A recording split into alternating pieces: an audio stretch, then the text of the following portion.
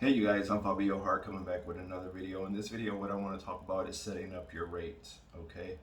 There's three ways that you will probably want to go about to set up your rates, okay? Just to cut right to the chase on this video. You got your hourly rate, you got your flat rate, you got your square footage rate, right? Now the square footage and the hourly can kind of go hand in hand at points. Me, I have a formula that works for me. So anything under 10,000 square feet, I generally use a flat rate. Sometimes, depending on if it's like 8,000 or kind of close to 10, you can work an hourly rate and make it work for you. Um, the factors that I look for is the location, what type of contract it is, what the workload is. Okay, and this is with all of the setup. So this is with the square footage, obviously flat rate, all of this come into play, but this dictate how I'm gonna charge, like what county I'm in. I know out here, I know Oakland County is one of the most wealthiest counties in the state of Michigan, right?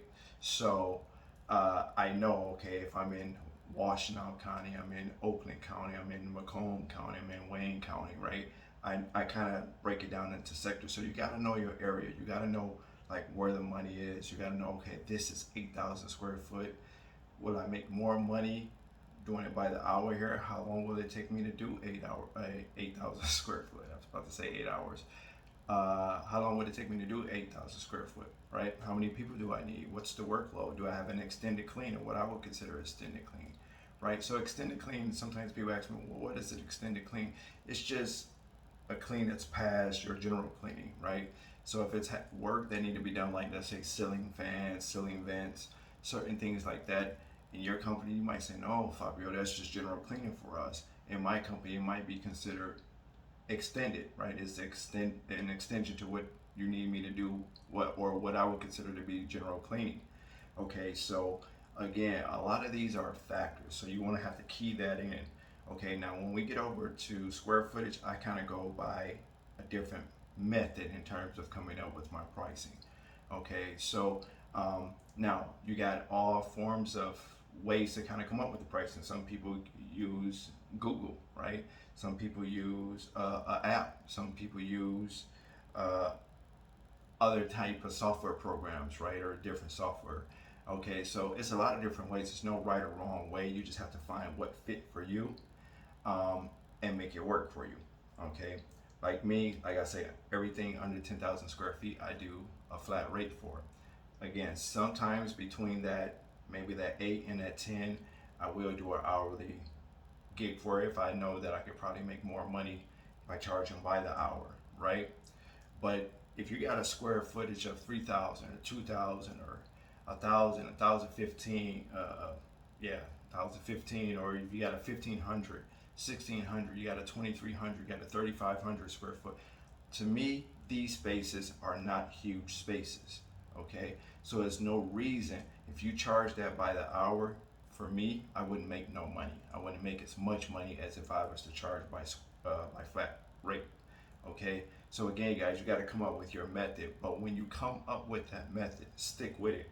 Like the reason I make so much money in my cleaning business is because I have a system in place for it and I stick with it, right? I understand the assignment, as they like to say these days, right? But no, I stick with it. So a building that's 1,000 square foot, or let's say 2,000 square foot, all right? Even though these buildings could be different night and day, let's say you got a doctor's office and you got a dental office, or a law firm, or whatever the case is, even though these might be different facilities with the same amount of square footage, that's where I then go to the workload. Okay, what does what does the chiropractor or the dentist office need me to do that the doctor office don't need me to do, right? So the fees is going to be pretty similar. It can offset here and there, right, because of the nature of the building, the workload, what needs to be done. And another thing before I forget, guys, if you are paying for the solutions, you're going out the world backwards. Okay, you're going out the world backwards. You encrypt the price into the fee that you charge them. Okay, they pay for the solution. Okay, now other people might tell you, hey, I disagree. We pay for it, we supply it, we pay for it. Me, I'm gonna tell you, I make a profit every single month on the solution because it's in the price. Okay, it's in the billing price. Okay, so um, it's a lot of factors. Like I say, guys, I could be probably a hour long on this video trying to kind of break this stuff down. But you got your flat rate, okay, which is what I go by. Anything under 10,000 square foot, anything over 10,000 square foot, we go by cents per square foot.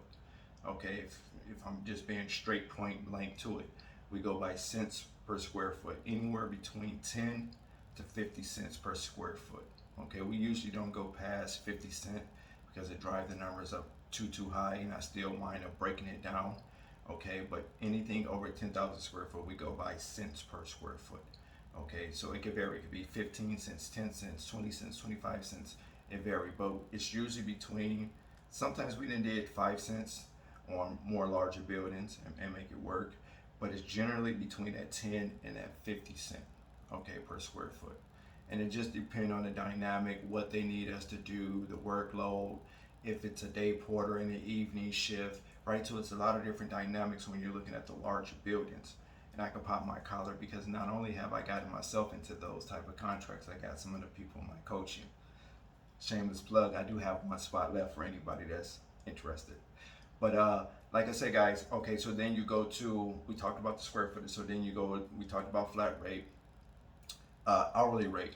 Again, hourly rate is which, you probably make more money if you got anything over 10,000 square foot. To me, anything, and that's just me. Somebody else might say, no, I disagree, and that's fine. But for me, I make buku money under 10,000 square feet, not charging an hourly rate. Not, again, sometimes between that 8 and that 10, right? 8,000 to 10,000 square feet, you can do an hourly rate. Just kind of depend on certain things. But generally speaking, when I go and walk through, I kind of know about exactly what the square footage is, right? Because I've seen so many buildings, so many different sizes, so many different styles, hooks and crooks. I got an idea when I leave out there, okay, this is gonna go for $80 per clean. This is gonna be $150 per clean. I generally know because I've been in so many buildings.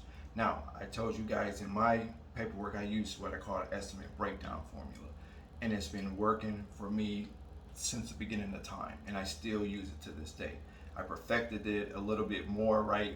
Because with COVID and the whole thing, so the numbers then shot up opposed to what I used to charge, and raised the numbers up. But I'm still fair in my prices because I'm aware that right now our industry is one of the fastest growing industries. I'm also aware that we got a lot of new people coming in who don't know anything about cleaning, who don't know anything about anything, and they're undercutting and getting jobs. It's a guy, I won't say his name. I don't know if you watch my videos. That's not why. I'm a Virgo, so I can care less. That's not why I'm going to say his name, but I'm not going to plug him here. But it's a guy, he's relatively new over the last maybe 6 months, about 6 months, I would estimate about 6 months. Now he's making a killing. He's a one-man show. He doesn't have no employees, right? And he undercut everybody. He's cleaning out, okay, in my area, right? West side, east side, north side, downtown, like he's cleaning out, and he's just a one-man show, and he's been in business for at least 6 months. So a lot of independent cleaners are in my area is aware of this guy, but he really don't know how to charge, right? So, but he is making a lot of money, and somehow he's staying afloat because he's underbidding in my area. You don't want to be that guy or that girl, okay? You want to have a systematic plan in place on what you're going to charge, how you're going to charge, what's a general cleaning, what's an extended cleaning, what formula you're going to use, whether you're going to use an app, a software, an estimate breakdown form, or whether you're just going to kind of Google numbers and kind of play with it, go with the base rate that Google tell you to go with in your area, whatever the case is. But however you do it, as you grow and as you make money, you want to perfect this plan. You want to perfect this plan, okay? So again, it all comes down to these three formulas here, these three factors. That's base rate, or not base rate, flat rate, square footage, and hourly rate. You build your structure. It's people that told me that um, they've used certain downloading softwares or other people's software, and I don't shit on nobody's product. There's enough money for everybody to make, but I've actually had people that order other people's software or apps and things like that, and then they call me and they say, well, Fabio, would you think that this is too high? And a lot of times those apps give incorrect figures. Some apps are on the point, like I've had people, I say, yeah, that sounds about right. You probably can go up another $50 or so, but that's in the right ballpark, right? But some people's software program, and again, I'm not gonna mention any names, some people's software program is crazy. I say, no, you need to cancel it. I'm not shitting on it, but that if you're using this and expecting to get contracts, man, you're climbing an uphill battle. You're gonna have a difficult opportunity, a difficult chance at getting opportunity and contracts in our industry if you're using this software, because it's loading the numbers way too high based on what needs to be done, and this is just general cleaning. Okay, so again, get a formula. Once you find a formula to work for you, keep that formula working. Okay, so what you mean, Fabio? So a building from 1,000 square foot or feet to 2,000 square feet. Okay, so whatever you would typically charge with that, keep that formula going. Whenever you get an extended, then you just adjust the price. You add whatever percentage is on. So you're gonna say, well, I'll mark it up 30% more or 25%, right? 15%. Again, there's no right or wrong way to do this, which is why I don't shit on how other people get to their numbers. I just know I make a lot of money and I get a lot of contracts, right? And we hold on. Retention is a big thing too. So not only do I get a lot of contracts and bigger contracts, I'm talking about people in my coaching. If you ask them on this video, hey, if you're in Fabio coaching, what do we tell you to do? The property managers, there's a lot of money in that. Medical, it's a lot of money, especially right now. It's a lot of money in that. And what's the other one? Oh, factories and industrial buildings, like plants. Buku money. So, and to get those checks, 2, 3 grand, 4 grand on a monthly basis or bi-weekly basis, because sometimes I do a net 15, that's a whole nother video, but I've talked about it before. But to get it on a net 30 on a monthly basis, 4 grand, that's just one contract, guys, right? And this is like, I'm talking about industrial buildings, sometimes office parks is another one. But like I say, that's a whole, I kind of got off the subject as I always do. But like I say,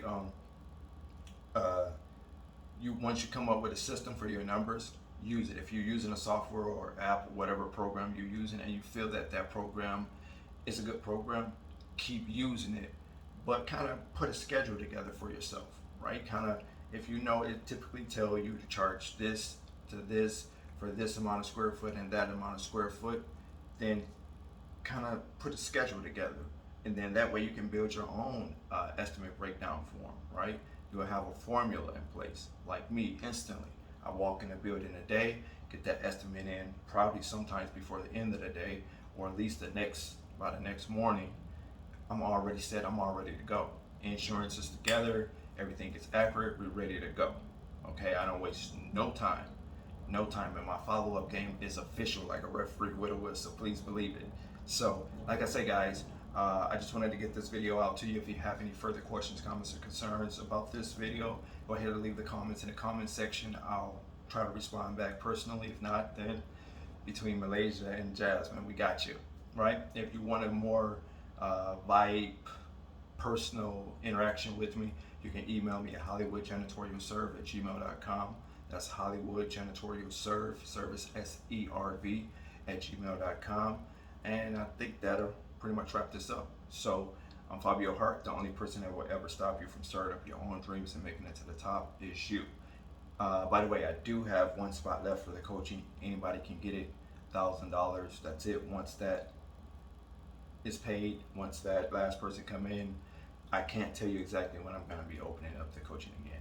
I only opened it up for 3 people. 2 people signed up within the first 24 hours, and I have one spot available. So if you want it, it's yours. Just email me, subject line, sign me up, and we got you all set. Take care.